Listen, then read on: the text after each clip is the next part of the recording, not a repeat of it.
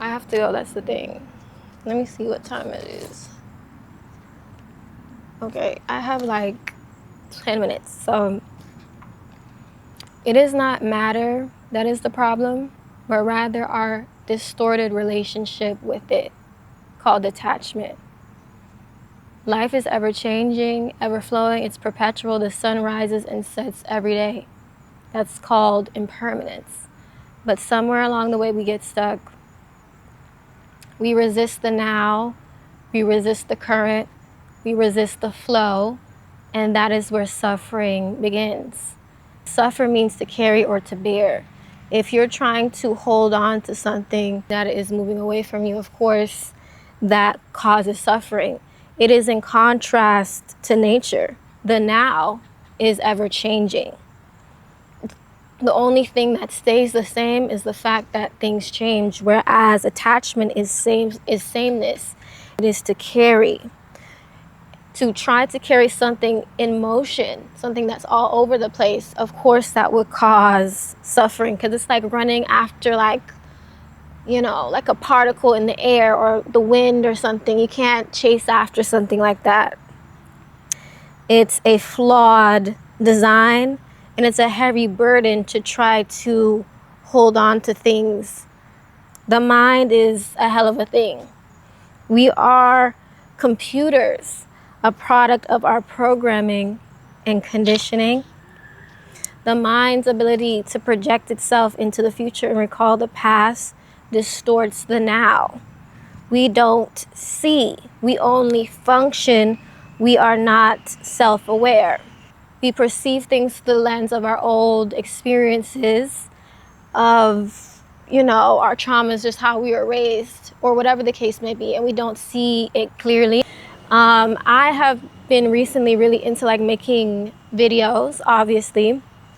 And when it comes to color grading, there's something called Rec 709. And Rec 709 is how things, normally look on camera, just a regular look.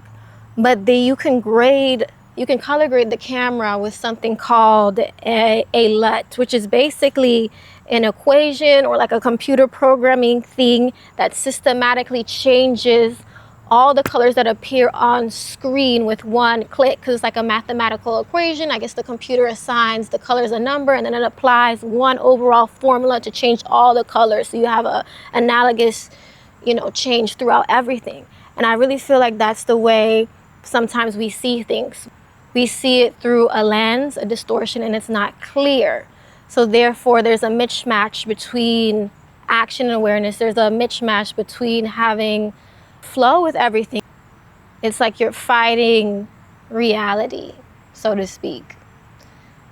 It almost for me shows up as like anxiety, because like I'm trying to film this video, but it's like I only have so much minutes left on this camera, on my little SD card, and then the park is about to close, and then I'm worried I don't hit the points and the video doesn't come off right. So it's like that anxiety could show up in the video and cause it to be even worse, whereas I could just like be present and make it be what it is. Another example is just like back to the relationship stuff. You don't see things as they are, and then you suffer because of it, because you cannot see clearly and you cannot act in accordance to the situation. You don't see, which is why people, when they talk about other people who are making stupid decisions in relationships, are like, you're so dumb. Can't you see that, he doesn't like you, or can't you see that he doesn't mess with you? And it's like, those people genuinely cannot see because of their attachment.